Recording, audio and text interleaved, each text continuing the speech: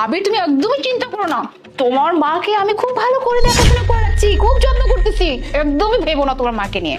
মুনা, মায়ের শরীর ঠিক আছে? মা ঠিকভাবে খাচ্ছে তো?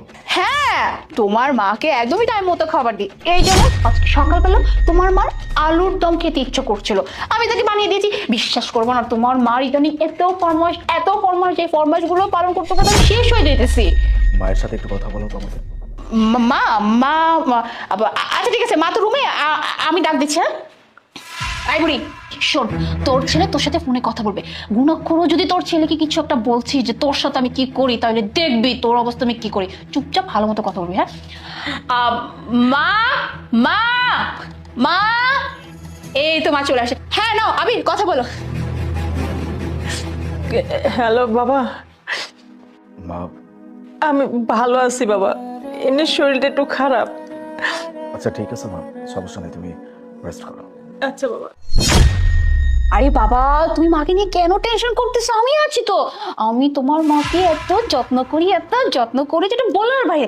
আমি থাকতে তুই মাকে নিয়ে একদমই চিন্তা করো না, কেমন? তুমি তোমার কাজে ফোকাস করো। ওকে, রাখছি, বাই। ঠিক আছে।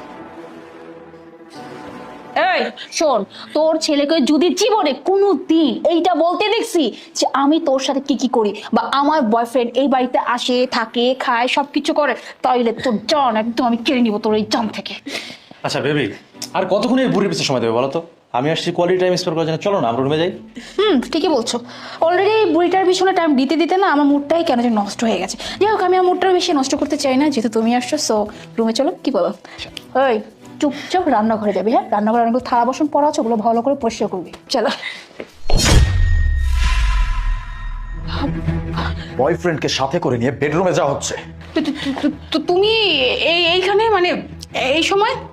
মোনা, তুমি না বলেছিলে তোমার হাজবেন্ড আসবে না, তাহলে তো উনি চলে আসছে। মিথ্যা কথা কেন বলছিলে আমাকে? কি হবে এখন?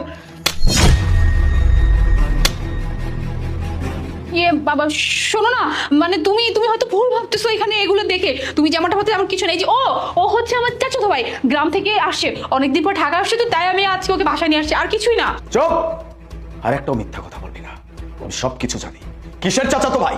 এটা তোর বয়ফ্রেন্ড, আর সেই বয়ফ্রেন্ডকে নিয়ে তুই আমার রুমে যাচ্ছিলি। ছি, রাসলীলা করতেছিস না?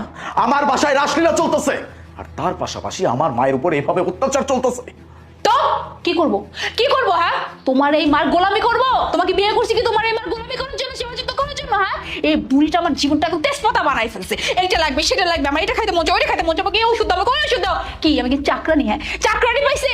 আমি কি এই বাড়িতে বিয়ে করেছি চাকরানি হওয়ার জন্য? আমার কি নিজের কোনো জীবন নাই? নিজের কোনো সকাল লাগলো?